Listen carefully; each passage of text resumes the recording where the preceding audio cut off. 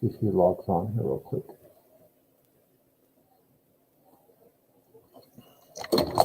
Well, if you have your book, go ahead and grab it or pull it up, however you do it. I'm really just going to do a little overview of what we're going to get into.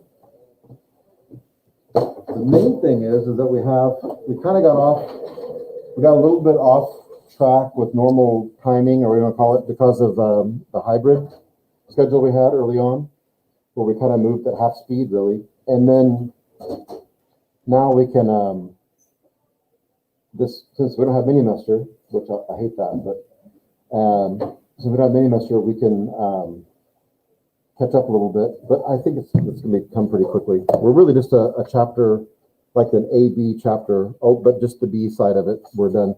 Usually I get through chapter 2B by Christmas. But now we're just starting chapter 2B. Sounds weird that way. So I'm going to say page 68 is where we start, 68, but we're going to move, that's just some vocabulary. The name of the chapter is Sport und Freizeit. What is sport? We know, huh? 68. Sport und Freizeit. What would that be? What sport? Okay, so sports. And Freizeit would be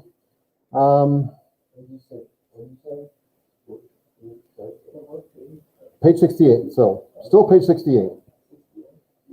68.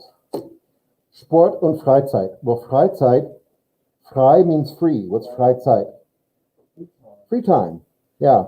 So like it's really like leisure activities, whatever you might do in your free time. So Sport und Freizeit. So we have tennis, football, golf. The sports are all easy because almost all the sports are the same as in English. There's a couple that change, like Fußball, we know that's soccer, and ice hockey is spelled E-I-S-H-O-C-K. Okay, but other than that, most of the sports are the same, and a lot of the free time activities are the same as in English, or very close to it. Not all of them, but some. So anyway, that's the first part. I'll give out vocabulary tomorrow for the Quizlets and all that. Let me see. So as far as the chapter goes, turn up to page 76, 76. 76.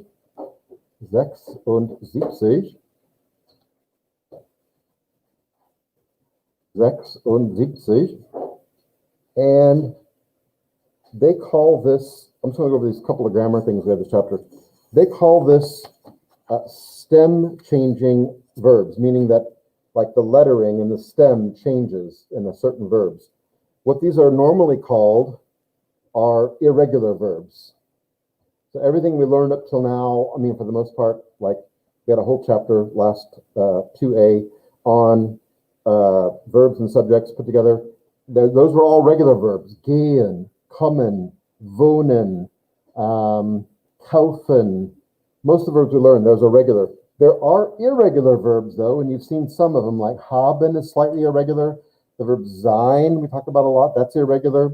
But then there are other verbs, like, well, some new, some old, like schlafen, to sleep, sehen, to see, lesen, to read, laufen, to run, essen, important verb, to eat, sprechen, to speak. These are all irregular, and that means there's some irregularity in certain instances where the vowel or the stem vowel changes, and that's what we call an irregular verb. We have irregular verbs in English too, not as many as other languages have, but anyway, that's what this is all about. 76, 77, that page is all about, there's a nice little list there, schlafen, laufen, essen, sprechen, nehmen, werden, lesen, sehen, and a few more in that last blue box on 77, actually more than a few. Some of those are doubled up from the other one. But we'll figure out how they're irregular, not why they're irregular, but where they have an irregularity, because not everything they do is irregular. Just certain times and certain subjects make them irregular. Okay, so we'll talk about that. Then on page 80, page 80, what do you turn there? 80 is, it sounds funny what it says, present tense used as future.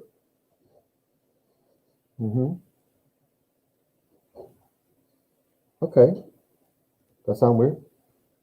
It sounds like when you get the instructions for some sort of device made in China. Yes, exactly. They don't really know English. Well said, well said. It's like they translated it in Google Translate. Yeah, right. Well, we do this in English too, actually, and all this means is that we are speaking in the present tense, but we throw in a certain adverb or maybe some phrase, maybe prepositional phrase or something, that indicates the future. And while using the present tense, we're actually talking about the future. So if I say we're going fishing, or we're fishing, period. We're fishing. Someone calls you, you're out on the dock, you're fishing. What are you doing? We're fishing. Past present tense, right now I'm fishing. But if I say we're fishing on Sunday, I took the same sentence, we're fishing, right? Added two words to it, a prepositional phrase, on Sunday, and now I'm talking about the future, right? Like if it was Sunday already, I wouldn't say that. I'd say we're fishing today, maybe. But if I say on Sunday, well, it must be at least Saturday, right? If I wait to, all right. Or maybe it's, Monday, talking about next Sunday. We're fishing on Sunday. That's what all this means. So it's a real easy way, you can't use it all the time, but I mean, to talk about the future while just using the normal present tense that we've already been using this whole time. So there's examples here like if I say we're going shopping, or we're shopping. I'll make it even more simple. What are you doing? We're shopping. If I say we're shopping tomorrow, we're shopping next summer, we're shopping in the fall, that's future tense. Now, I'm implying the future. Does everyone get what I'm saying? Anyone? Just nod your head even if you don't get it, just tell me. Okay, some people are not nodding. That tells me that they're getting it and they're not getting it. Interesting. All right, it's fine. So we use English also, but in German, I think they use it just as much, but it is an easy way. So what this does is it kind of expands us into having another verb tense that we're using, but in kind of a backdoor way. We're going to talk about the future, but we're going to use the present tense. But there are certain adverbs like tomorrow, a week from now, day after tomorrow, on Sunday. If I say we're fishing on Sunday, does that mean we went fishing last Sunday? You automatically know that doesn't mean last Sunday. If I say present tense, we're fishing on Sunday, that's talking about something happening or coming up in the future. So that's that. All right. So that's the other part. And then I think the last part, yes, of this is on page 82, 82. 82. How does one get the textbook again? You have to go to vhlcentral.com. Yeah, that's where I am. And you log in with your email. Yeah. And you set up a password, but I don't know if you, maybe you have a standard password you use. I don't know. All right, on 82, just let me know if that works. On 82, negation. Well, we already know one thing that negates a sentence. It makes it. What does it mean, negation? Okay. No, that's right. Yeah, no, that's right. Like in a legal sense, like you negate the contract, right? So in a sentence, though, to negate something like I have a soccer ball, and how do you make that negative now? Or how do you negate that? I don't have a soccer ball, right? So it just means to make it negative. In grammar, it means to make it negative. So there's two words that German, we use them also, but we more often use the word not, like I just did there, like I have a soccer ball, I don't have a soccer ball, and don't is a contraction for do not, right? So nicht would be the one. There's another word though, kein, and they use this word also with nouns. So Germans really would say, I have no soccer ball. They wouldn't say, I don't have one. They say, I have no soccer ball. That's how they would express that. But so negation is for adjectives and for adverbs and for verbs, we use nicht. But to negate a noun, we're going to use some form of this word kein, K-E-I-N. And if you look on 83, you'll see it goes through, it actually changes, actually follows the form of the word ein, eine, einen, all that. It follows that same pattern. But just, I'll show you some other time this week. I'll show you on the board how that works. But it's but they negate the noun if there's a noun to negate. So that's what we're going to get into as far as grammar goes in this chapter. So let me go back up a little bit here on backwards to 74. 74. 74. Can you take a look at that? Anyone? Yeah. I'll wait on you. Look at that. Okay.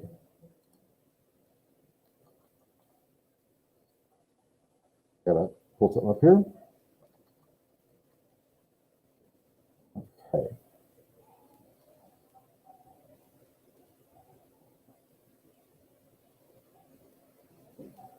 All right, so this article here, what does that mean? Skifahren. Skiing, that's all it is. What's Blut? If I prick my finger at, what's Blut? Distance. I prick my finger with the needle. Blood. Draw. So what is this? Skifahren im Blut. We say this in English too. What is it? Skiing in your blood. It's in your blood because your family were skiers. You live in the Alps. I don't know. You got to put skis on every morning. You get to school across country. I don't know. It's in your blood. It's in your heritage, or it's in your tradition of your family, right? Would you read a bit there? And I want to talk about another family here. Would you just read a bit there, please, Alex, in Alpine Villages? Alpine villages learn to ski outside to walk. Almost everyone does it, and does at a very young age.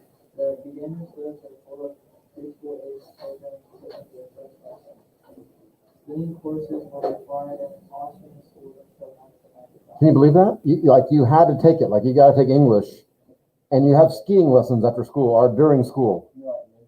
Until 1995, they were mandatory. Yeah. They also trying to harvest some Olympic athletes probably too. Like, hey, this guy's got talent here. We need to get him to special school and get him. Yeah, it would have worked into your GPA. Yeah, it's required. A skiing course was required in Austrian schools, not like you go to driver's ed to some other school. It's in the school. You got to take it. But that, yeah. What's that? Yeah, it would be. But for like about 75% of Austria, it would have been kind of essential almost because a big chunk of Austria is covered in the Alps, and so I don't know about a good chunk of it, more than I don't know about 75%. But okay, go ahead. And also this is true at other schools and many other schools. Bavaria. Ski Woche. What's a Woche? Ski week, right? So that week off. What do they go do though? A chaperoned. Yeah. A chaperoned week-long ski trip. That's Part of the curriculum, not just like a fun spring break deal. Did you? Did you get graded for it? No, you didn't get a grade for it, but yeah, it was optional. You got to miss a day of Iowa testing. There you go. Well, now that's. And you didn't have to make it up either. Wow. Go ahead. Many of the world's best skiers. Many of the world's best skiers come from German-speaking countries. Olympic gold medalist Maria Riesch. Mm-hmm. There was like at the base of the start, Yeah, this is a, say Zug, Spitze. Zugspitze, that's the tallest mountain in Germany. And she grew up at the base of the tallest mountain in Germany, okay? So, go ahead, the highest peak, I just said that, didn't I? Okay. the highest peak in Germany, and began skiing when she was 30 years old. Hmm. In 2011, Reese won the World Cup overall title for best female skier. Austrian Hermann Mann, nicknamed the Herminator, The Herminator. was told at age 15 that he would never succeed as a professional skier. Mm-hmm. Later, went on to become a two-time Olympic skier, Uh-huh. and a three-time weightlifter. I'm sorry, I was like, yeah, Olympiasieger, which is an Olympic champion. Two-time Olympic champion, and what, a three-time Weltmeister. So look at you see the little degree symbol next to the word, like Olympiasieger? You see it after the R? Look down to the bottom there. What does Olympiasieger mean? Right? And what's a Weltmeister? World champ. So a team could be like let's say that, you know, France wins the World Cup. They're the Weltmeister, right? The team. But a person can be a Weltmeister in like a sport, like individually, like skiing. Doesn't it translate to world master? World master, yeah. Which has a whole other connotation. Keep going. While the alpine skiing. While the alpine ski tradition remains strong, environmental and economic sustainability has become a big concern.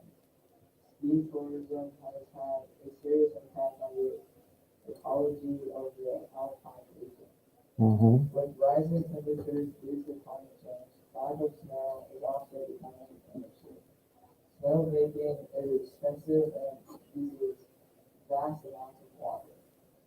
And while large ski resorts continue to draw visitors from all over the world, skiing is becoming less affordable for locals, with some smaller ski areas starting to have. Okay, so without getting into a climate change debate, that's not in the purview of this course at all. But you know, they're having less snow. Whether you want to blame it on humans or just the cycles of the universe, less snow means less business for skiing, a shorter skiing season, and making snow costs a lot of money. And but a lot of resorts in the United States do that too. They mixed, you know, they'll throw together snow and fake snow. Yeah, I mean they do it everywhere. I mean sometimes you have to, right? I mean if you don't get the right. I've never seen a snow machine. Like they have ones that are just absolutely huge. I've just They seen have them. lots of tiny ones along the Just Yeah. and they're on pivots, and they have them on Like tires. water sprinklers. Yeah, they take a little while. So they mentioned this Maria Riesch and the other, what was his name again? Hermann Mayer. There's a family, another German-speaking family from the small principality. Remember the flag back there with the crown on it? What country is that for? That flag back behind your head there. Liechtenstein, who is really, I think, I could be wrong, but I'm almost 99%, I am 99% positive. They're the only people who have brought Liechtenstein any Olympic success at all. Yes. And where have they had success? In skiing. Right, where else? I mean, the whole country's like in the... Jamaican bobsleigh. No, but I mean, there shouldn't be a bobsled team in Jamaica. That's the funny thing.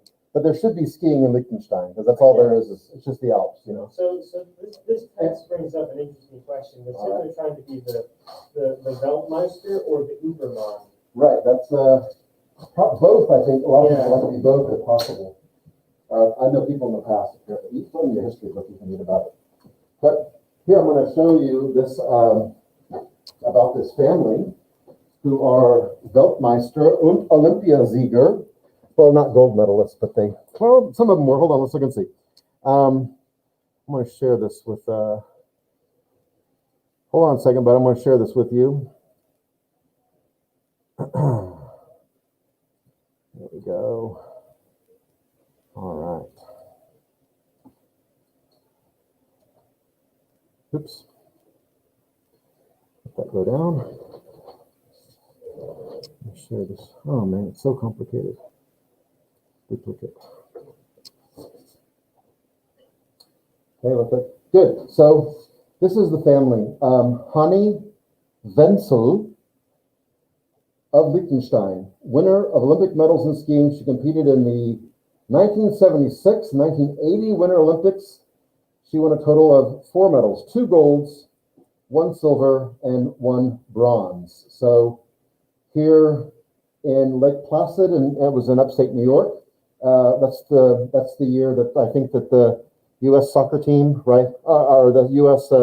Hockey team. You see the movie Miracle on Ice. Same year as that. She won 2 gold medals, a silver and a bronze. Sorry, 2 medals, 2 golds and a silver.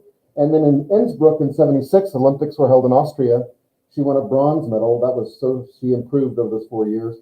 And she is a world champion.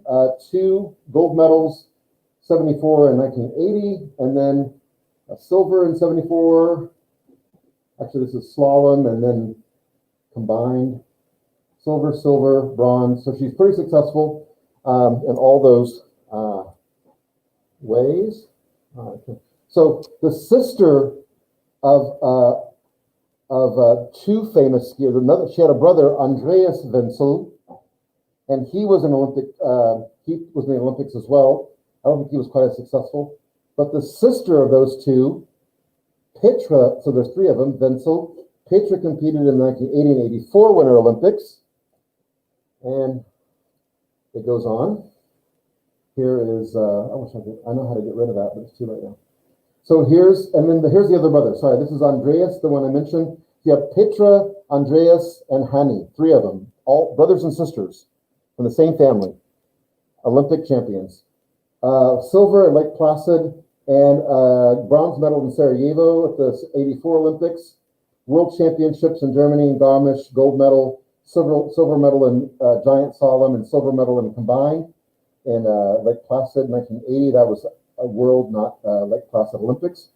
So 3 medalists in the same family. That tells you kind of how ingrained this is. And now there's another person in the family, Hanni Weirater of Liechtenstein. She's the daughter of World Cup ski racer Harti Weirater of Austria and Hanni Wenzel, the one I first mentioned. The first one, that 3-person family, brothers and sisters. Her daughter, so it'd be the niece of the other 2. She is an Olympic skier now. She's the niece of Olympic skier Andreas Wenzel, and she still skis today. And she's pretty young, and she's still with it here. So I'm going to show you this video of her. This is called, I don't know, Olympic skiing. Like I like to watch it, but I don't know like what the different activity, or what do they call them, different events are. I don't know slalom I know the one they go up the ramp, they try to fly, right? That's a whole different. I think that's ski jumping. That's ski jumping, right? That's a different sport really, but this is called the Super Giant Slalom, or Super G. Does anyone know what that means? I don't. It's high speed, I can tell you that, but do you know anything about skiing? I do this skiing sometimes. But these are like real specific, like, right? I mean, I don't know. So here she is. You want to see her? She's pretty good, I gotta say. Go away. Well, hold on. That's not gonna work. We gotta get rid of this thing here.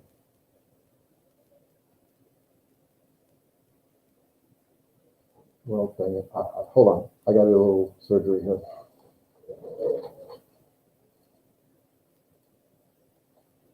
So you gotta take out edit. I tell you this already? Edit, put in preview.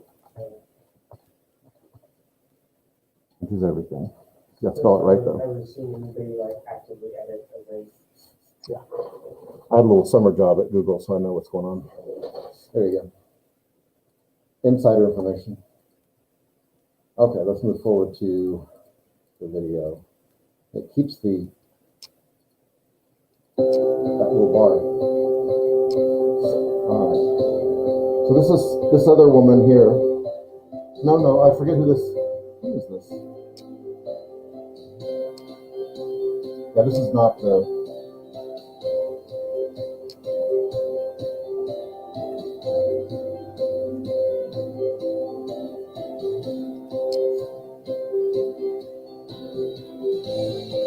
she's from Austria. Here comes the niece of these kids, of the older family. So she's the one from Liechtenstein.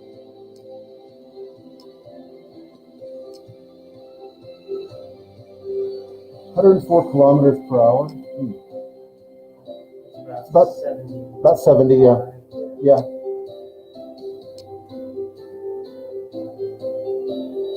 So she went into first place there with that.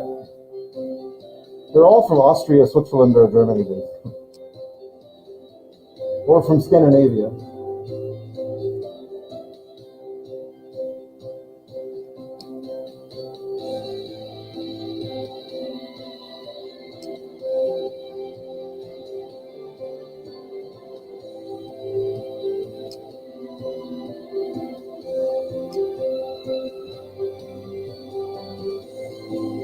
All right, I put her in second place. There she is. She won. That was the Ski World Cup, sponsored by Audi. Whatever that's worth. All right. So, oops, I want to watch it again. Now, can I go backward? Okay, so one more video about Tina Weihrater. I like her. She's a very likable person, seems to be.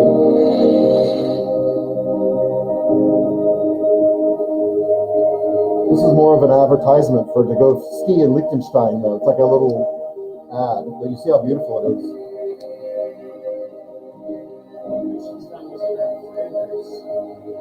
What's that?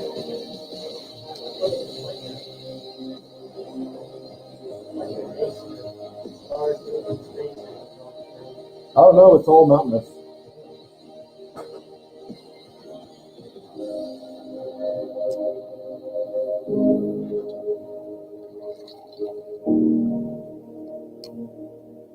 Yeah, now she does ads for the country. This city of Malboom, this is a popular, it's a little village or whatever, just for skiing though, but this is where she, the talent mill, I guess you'd say, a talent smith for World Cup champions and Olympic medalists. So they're inviting you to come there and ski Liechtenstein, I guess. All right, there you go. Skifahren im Blut. It's literally in the blood with that Wenzel family, huh? They're all related. Oops. Literally. All right. Now, how do I get back to it? There he is. All right. So that's that. We'll look at these other ones here. There's a article about on 75 about Mesut Ozil, who's, I don't know if any of you follow soccer, World Cup kind of soccer, but Mesut Ozil is I don't know if he's going to be on the team. I don't think he was on the team last year or the 2 years ago on the World Cup team.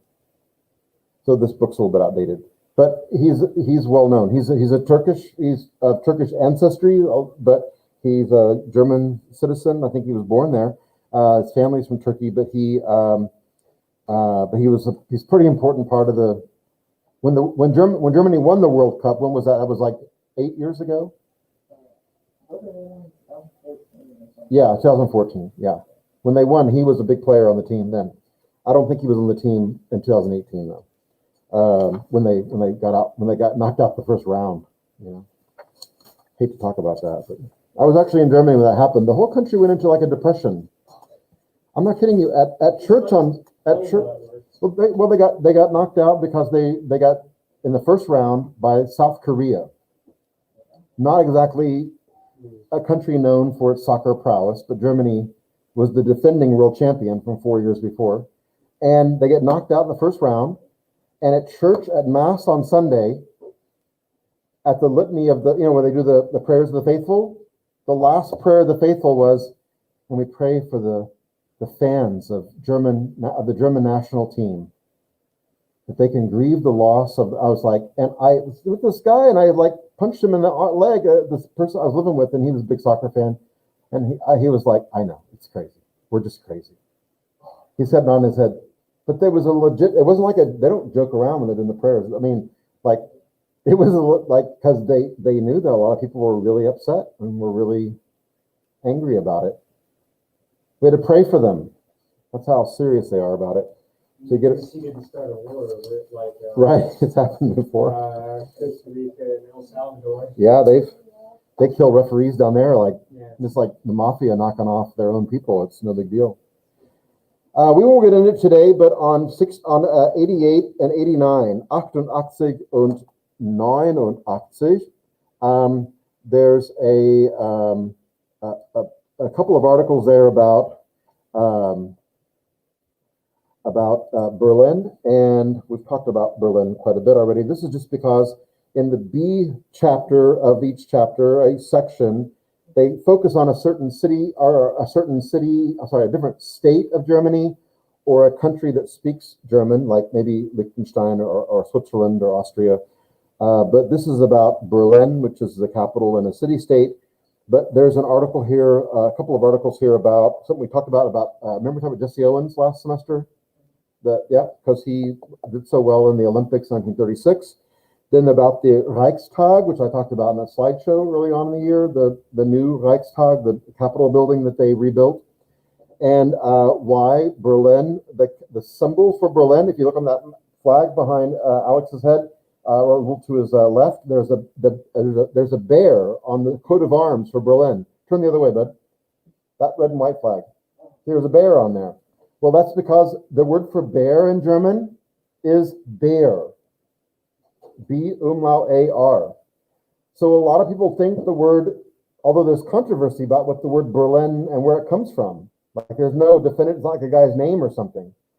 No one knows. They think it comes from the word Berlin, bear, which means like a little bear would be Berlin. That's their best guess. That's why, but that's also why the bear is in the coat of arms on the flag too. And he's in all the symbols for the city of Berlin.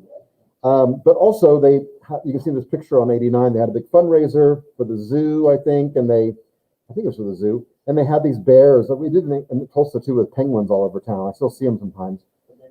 The big penguins, and they sold those, and the zoo profited from it. Like it was like a donation. Yeah, my mom sold those to people. She used to work at the zoo. Yeah, did she really? Yeah. What's your mom's name? Early. Okay. When did she work for them? Like back in the 90s. Yeah. Okay. Cool. She worked in marketing, not like. Right. Yeah. Okay, Olympic Games, and then the other thing I'll talk more about it, is on the far 89 is Carnaval der Kulturen, which is an annual summer or late spring event, Carnival of Cultures, Carnival, but it's not Carnival like in South America, but it is like a parade, carnival of cultures, of all the different cultures that live in Berlin, which it's pretty, well, obviously it says how many, but there's 80 something. Pretty diverse. It's very diverse, and I thought it said in this article, but I want to say there's at least there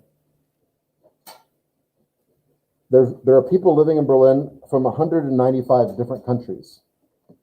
Now, not all of them are. 198 Yeah. 196 that are recognized by everybody.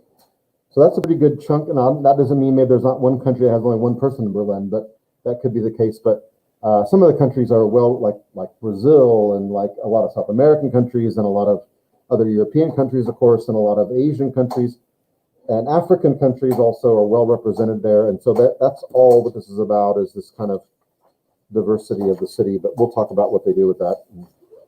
I've been to that several times. I went with Father Brian. You went with Father Brian? Were you when Father Brian was here in middle school? Yeah, remember him? Yeah, he was here until a couple of years ago. He came to Germany once with the group I was with, and we went to this Carnival der Kulturen, and he got pickpocketed. Man, it was pretty bad. Oh, Well, it was only like 30 euro. I mean, it could have been worse, right? I mean, like, Yeah. but he put his change. Went to dinner and he put his change, like he had like his cargo shorts on, and you know how the pockets on cargo shorts kind of like flare out, you know, a little bit. And we got on the subway, and it was all packed because everyone's coming from this big street party, you know, and you're just like sardines in there. It's a perfect place for a pickpocket. And so his pocket was just hanging open, and he wouldn't even felt the thing. He realized it like on the way when we got to the next stop. Not next stop, but when we got to the stop we were getting off at. I felt bad for him. 30. It's like what? That's like 35, $40 or so.